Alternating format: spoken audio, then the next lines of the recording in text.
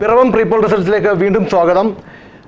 പിറവത്തെ നാളെ നടക്കാൻ പോകുന്ന ഇലക്ഷൻ്റെ ട്രെൻഡുകൾ, റിസൾട്ടുകൾ എന്തൊക്കെയായിരിക്കുമെന്ന് ചർച്ച ചെയ്യാൻ വേണ്ടിയിട്ടാണ് നമ്മളിവിടെ ഇപ്പോൾ ഉള്ളത്. നമ്മളോടൊപ്പം നാട്ടിൽ നിന്നും പിറവത്തു നിന്നും പിറവത്തെ LDF പ്രതീക്ഷകൾ എന്തൊക്കെയാണ്, ട്രെൻഡുകൾ എന്തൊക്കെയാണ് എന്ന് വ്യക്തമാക്കാൻ വേണ്ടിയിട്ട് ഇന്ത്യ വിഷൻ്റെ റിപ്പോർട്ടറായ ശ്രീ സജീഷ് നമ്മളോടൊപ്പം ചേരുന്നു. നമസ്കാരം സജീഷ്. നമസ്കാരം സജീഷ്, എന്താണ് പിറവത്ത് LDFന് നൽകുന്ന മുൻതൂക്കം? എന്തൊക്കെയാണ് LDFന്റെ പ്രതീക്ഷകൾ? തീർച്ചയായിട്ടും ഏറ്റവും പ്രധാനപ്പെട്ട ഒരു കാര്യം, പിറവം തെരഞ്ഞെടുപ്പിനെ നമ്മൾ സാമാന്യതലത്തിൽ വിശദീകരിക്കുമ്പോൾ ആദ്യം വ്യക്തമാകേണ്ട കാര്യങ്ങൾ അതിന്റെ മുൻകാല ചരിത്രം തന്നെയാണ് ഏറ്റവും പ്രധാനപ്പെട്ട കാര്യം. ഒരു പൊതു തെരഞ്ഞെടുപ്പ് വരുമ്പോൾ പിറവം വിധി എഴുതിയ ചരിത്രമാണ് നമുക്ക് മുന്നിലുള്ളത്. ആ വിധിയെഴുത്തിൽ പലപ്പോഴും പിറവത്തിന്റെ രാഷ്ട്രീയ മത സാമുദായിക ഘടകങ്ങൾക്കൊപ്പം വികസന പ്രശ്നങ്ങളുടെ പ്രാദേശിക ഘടകങ്ങളൊക്കെ തന്നെ പ്രതിഫലിച്ചിരുന്ന ഒരു ഫലപ്രഖ്യാപനമായിരുന്നു പിറവത്ത് മുൻകാലങ്ങളിലെ പൊതു തെരഞ്ഞെടുപ്പുകളൊക്കെ ഉണ്ടായിരുന്നത്.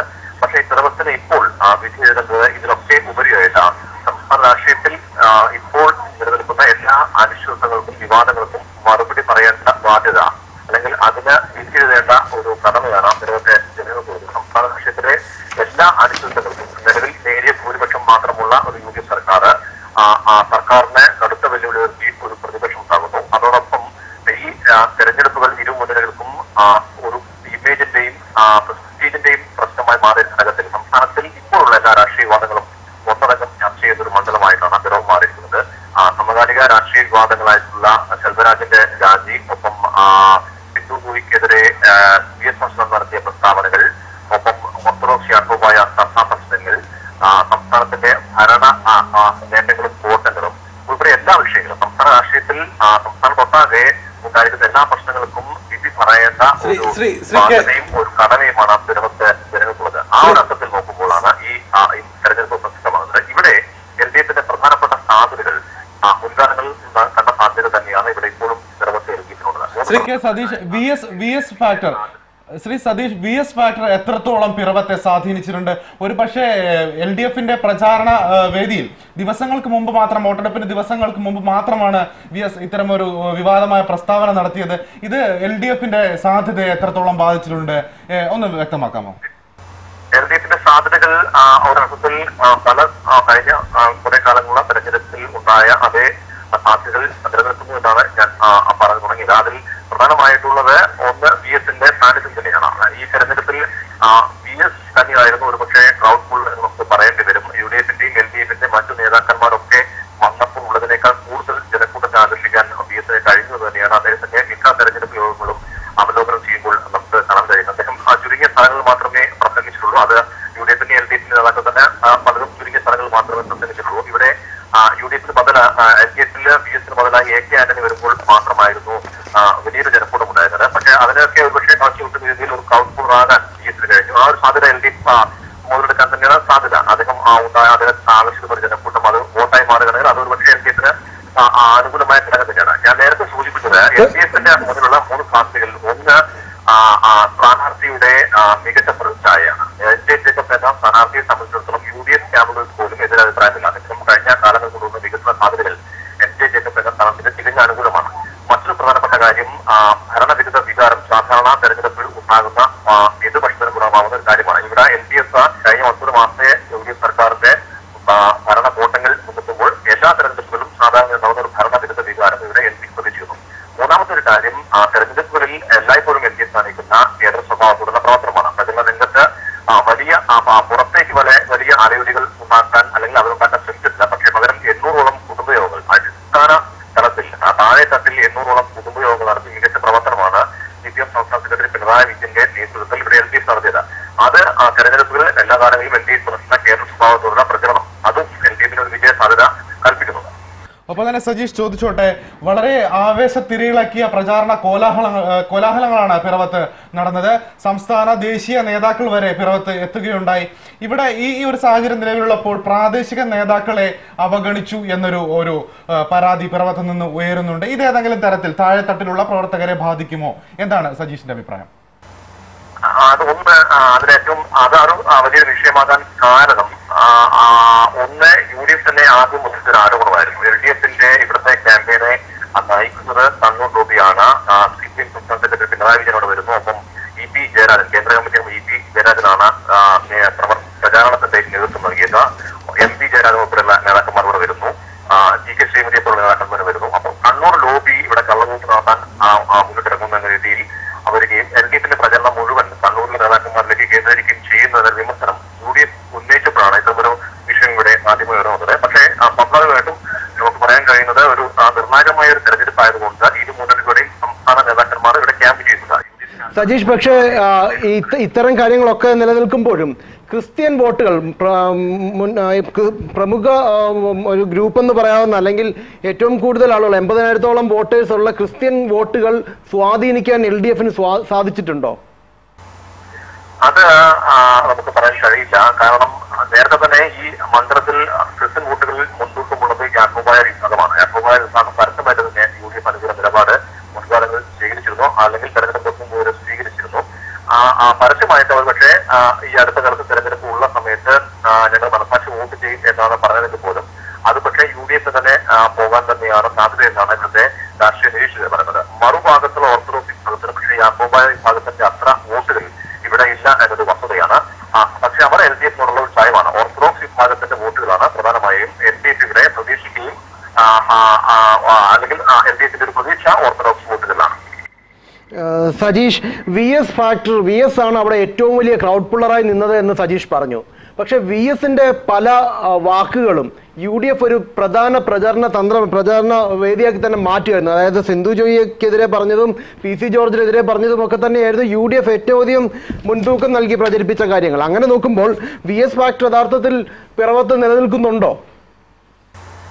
VS ഫാക്ടർ എന്നത് നമുക്ക് അവഗണിക്കാൻ പറ്റുന്ന ഒരു കാര്യമല്ല. VSന്റെ വാക്കുകൾ തന്നെയാണ് VS ഫാക്ടറിനൊപ്പം VSന്റെ വാക്കുകൾ തന്നെയാണ് ഇവിടെ UDFന്റെ പ്രചരണത്തിന് മുഖ്യ ആയുധങ്ങളായി മാറിയതും എന്നതും ശരി തന്നെയാണ്. പക്ഷേ ഞാൻ നേരത്തെ സൂചിപ്പിച്ചത് അദ്ദേഹം പങ്കെടുത്ത യോഗങ്ങളിലെല്ലാം വലിയൊരു ജനക്കൂട്ടം വന്നിരുന്നു. അത് മറ്റു നേതാക്കന്മാർ വരുമ്പോൾ ഉള്ളതിനേക്കാൾ ജനക്കൂട്ടം ഉള്ളത് കൊണ്ട് തന്നെയാണ് അദ്ദേഹം ഒരു ക്രൗഡ് പുള്ളർ എന്നത് സ്ഥിരവത്വം അദ്ദേഹത്തിന് തെളിയിക്കാൻ കഴിയും. പക്ഷേ നേരത്തെ നിങ്ങൾ സൂചിപ്പിച്ചതുപോലെ തന്നെ VS ഉണ്ടാക്കിയ വിവാദങ്ങൾ തന്നെയാണ് ഇവിടെ UDFന് പ്രചരണമായി മാറുകയും ചെയ്തത്. ആ അർത്ഥത്തിൽ തന്നെ VSന്റെ ചില പ്രസ്താവനകൾ UDFന് നേട്ടം ചെയ്യുകയും ചെയ്തിട്ടുണ്ട്. അതുപോലെ തന്നെ ശ്രീ സജീഷ്, തോമസ് ഐസക്കും ബേബിയും നടത്തിയ ശ്രമങ്ങൾ അവിടുത്തെ വിജയിക്കുമോ? എത്രത്തോളമാണ് അതിന്റെ ഒരു സ്വാധീനം അവിടെ? അത് സഭാതലത്തിൽ നമുക്ക് എത്രത്തോളം സ്വാധീനിക്കാൻ കഴിയുമെന്ന് പറയാൻ കഴിയില്ല. കാരണം ഓർത്തഡോക്സ് യാക്കോബായ സഭകൾ നേരത്തെ തന്നെ തീരുമാനിച്ചു കഴിഞ്ഞ കാര്യങ്ങൾ മാത്രമാണ് അത് വോട്ട് ചെയ്യണമെന്നത്. ഇത്തരം നേതാക്കന്മാരുടെ സന്ദർശനം കൊണ്ട് അതിൽ എത്രത്തോളം വലിയ മാറ്റം ഉണ്ടാകുമെന്ന് നമുക്ക് പറയാൻ കഴിയില്ല. യാക്കോബായ വിഭാഗം പറഞ്ഞതുപോലെ തന്നെ UDFന് അനുകൂലമായി വോട്ട് ചെയ്യും. കോലഞ്ചേരി ഉൾപ്പെടെയുള്ള പള്ളി തർക്കത്തിൽ UDF സർക്കാർ സ്വീകരിച്ച അനുകൂല നിലപാടാണ് യാക്കോബായ വിഭാഗത്തിന് UDF അനുകൂല നിലപാടുണ്ടാകാൻ കാരണം. നേരത്തെ തന്നെ അവർ അനൂപ് ജേക്കബിനെ സ്ഥാനാർത്ഥിയാക്കണം എന്ന് പറഞ്ഞത് തന്നെ യാക്കോബായ സഭാ നേതൃത്വമായിരുന്നു. അതുകൊണ്ട് UDFിനോടുള്ള ചായവ് പ്രകടമാണ് യാക്കോബായ സഭയുടെ. ഓർത്തഡോക്സ് സഭയ്ക്ക് ഒരുപക്ഷെ UDFിനേക്കാൾ ഇപ്പോൾ നിലവിൽ LDFിനോടാണ് സാധ്യത. പക്ഷെ അതിനൊക്കെ അപ്പുറമായിട്ട് സഭാ നേതൃത്വം പറയുന്നതിനപ്പുറമായിട്ട് പാർട്ടി പ്രവർത്തനമുള്ള ഒരുപാട് ആൾക്കാർ സഭകളിലുണ്ട്. അവർ ചെയ്യുന്ന വോട്ടുകളും ഒരുപക്ഷെ നിർണായകമായിരിക്കും. ഏതായാലും LDFിന് ഇത്തരം സന്ദർഭം കൊണ്ട് വലിയ ഗുണം ഉണ്ടായെന്ന് നമുക്ക് പറയാൻ കഴിയില്ല. സജീഷ്, BJPയുടെ നിലപാട് വ്യക്തമാണോ? അടിയൊഴുക്കുകൾ എന്തെങ്കിലും പ്രതീക്ഷിക്കാമോ? അതാണ് ഇതിന്റെ ഏറ്റവും മറ്റൊരു പ്രധാനപ്പെട്ട ഒരു കാര്യം. BJPയുടെ നിലപാട് ഇവിടെ നിർണായകമാകാൻ പോകുന്നു എന്ന കാര്യം പിറവത്തെ കഴിഞ്ഞകാല തെരഞ്ഞെടുപ്പ് ചരിത്രമാണ്. നേരിയ ഭൂരിപക്ഷമാണ് മിക്ക തെരഞ്ഞെടുപ്പുകളിലും ഉണ്ടായിട്ടുള്ളത്. കഴിഞ്ഞ തവണ 157 ലഭിച്ചത്. മറ്റു പല സമയങ്ങളിലും ഏതാണ്ട് 3000-നും 5000-നും വോട്ടുകളുടെ ഭൂരിപക്ഷമാണ് പലപ്പോഴും പിറവം മുന്നണികൾക്ക് വിജയമായി നൽകിയിട്ടുള്ളത്. ഇവിടെ BJPക്ക് ഉറച്ച ഏതാണ്ട് 5000-ഓളം വോട്ടുകൾ ഉണ്ടെന്നാണ് നേതൃത്വം അവകാശപ്പെടുന്നത്. അത് എത്രത്തോളം BJP നേടിയെടുക്കുന്നതിന് ആശ്രയിച്ചിരിക്കും. പക്ഷേ നമുക്ക് കിട്ടിയ വിവരങ്ങൾ അനുസരിച്ച് ഒരുപക്ഷെ BJP ഈ സംസ്ഥാന രാഷ്ട്രീയത്തിലുള്ള ഇപ്പോഴത്തെ അനിശ്ചിതത്വം ഒന്നുകൂടി മുറുക്കാൻ അവർ ഒരുപക്ഷെ LDFിനെ സഹായിച്ചേക്കും എന്നൊരു വാർത്ത പ്രചരിക്കുന്നുണ്ട്. അല്ലെങ്കിൽ അത്തരത്തിലുള്ള സാധ്യത രാഷ്ട്രീയ നിരീക്ഷകർ കാണുന്നുണ്ട്. അതുകൊണ്ട് ശ്രീ സജീഷ്, അവിടെ ശ്രീ KM മാണിയും ജോണിയും നെല്ലൂരും നടത്തിയ പ്രവർത്തനങ്ങൾ എത്രത്തോളം UDFിനെ സഹായിച്ചിട്ടുണ്ട്? ഒരു പക്ഷേ UDFിനെ അത് അനുകൂലമായി സഹായിക്കുകയാണോ, അല്ലെങ്കിൽ എന്താണ് അവിടുത്തെ ആ ഒരു രീതിയിലുള്ള ശരിയായ രാഷ്ട്രീയ ചിത്രം? KM മാണിയും ജോണിയും നെല്ലൂരും നടത്തിയ പ്രചരണങ്ങൾ UDFിനെ സഹായിച്ചിട്ടുണ്ട് എന്ന് തന്നെ പറയേണ്ടി വരും. അതൊരു പക്ഷേ UDF നേതൃത്വം LDFിനെ പോലെ തന്നെ UDF നേതൃത്വം ഒറ്റക്കെട്ടായിട്ടുണ്ട്. കഴിഞ്ഞ കാലങ്ങളിൽ ഉള്ളതിനേക്കാൾ കെട്ടുറപ്പോടു കൂടിയാണ് UDF നേതൃത്വം അവിടെ പ്രവർത്തിച്ചത്. മുഖ്യമന്ത്രി ഉമ്മൻചാണ്ടിയുടെ നേതൃത്വത്തിൽ ഏതാണ്ട് എല്ലാ മുന്നണി നേതാക്കന്മാരും കെട്ടുറപ്പോടെ വിവാദങ്ങളില്ലാതെ പ്രവർത്തിക്കാൻ കഴിഞ്ഞുവെന്നാണ് UDFിന്റെ വിജയസാധ്യതകൾ വർദ്ധിപ്പിക്കുന്ന ഒരു പ്രധാനപ്പെട്ട ഘടകം. അതിൽ KM മാണി ഒരു മന്ത്രി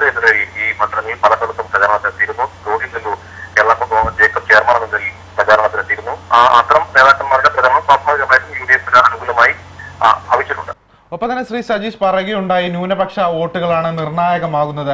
ഒരു മുസ്ലിം ന്യൂനപക്ഷ വോട്ടുകൾ വളരെ നിർണായകമാണ്, SNDP വോട്ടുകൾ വളരെ നിർണായകമാണ്. ശ്രീ വെള്ളാപ്പള്ളി നടേശൻ UDF-നെ പിന്തുണയ്ക്കുന്ന രീതിയിൽ സംസാരിക്കുകയുണ്ടായി. എന്താണ് ആ ന്യൂനപക്ഷ വോട്ടുകളുടെ പിറവത്തെ സ്ഥിതി? അത് UDF-ന് അനുകൂലമാകുമോ, LDF-ന് അനുകൂലമാകുമോ? എന്താണ് ഒരു നിഷ്പക്ഷ ചിന്താഗതിയിൽ ചിന്തിച്ചാൽ നമുക്ക് അത് പറയാൻ സാധിക്കുക?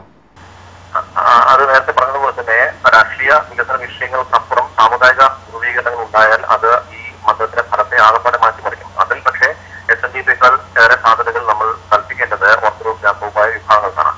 അത് ഒരു പക്ഷേ SNDP-ക്ക് അത്തരത്തിലുള്ള സാധ്യത കൽപ്പിക്കാതിരിക്കുന്നത് ഒന്ന്, SNDP നേതൃത്വം പറഞ്ഞു കഴിഞ്ഞാൽ ആ രീതിയിൽ തന്നെ ചെയ്യുന്ന വോട്ടുമാർ ഒരിക്കലും SNDP അണികൾ കൂടെ ചെയ്യാൻ അവർ സാമൂഹികമായിട്ട് തികഞ്ഞ രാഷ്ട്രീയ മനോഭാവം വെച്ചുകൊടുത്ത ആൾക്കാരാണ്. ആ അർത്ഥത്തിൽ SNDP-യുടെ ഒരു സ്വാധീനം അല്ലെങ്കിൽ SNDP-യുടെ ഒരു പ്രഖ്യാപനം വലിയ രീതിയിലുള്ള ഒരു മാറ്റം അല്ലെങ്കിൽ വലിയ രീതിയിലുള്ള പ്രതികരണം വോട്ടർമാർക്കിടയിൽ ഉണ്ടാക്കുമെന്ന് പറയാൻ കഴിയില്ല. പക്ഷേ മറ്റ് ന്യൂനപക്ഷ വിഭാഗങ്ങൾ, ഓർത്തഡോക്സ് യാക്കോബായ വിഭാഗങ്ങൾ ഉണ്ടാക്കുന്ന സ്വാധീനം വളരെ വലുതായിരിക്കും. നന്ദി ശ്രീ സജീഷ്. LDF-ന്റെ വിവരങ്ങൾ പിറവത്തു നിന്നും ഞങ്ങൾക്ക് തന്നതിന് വളരെയധികം നന്ദി.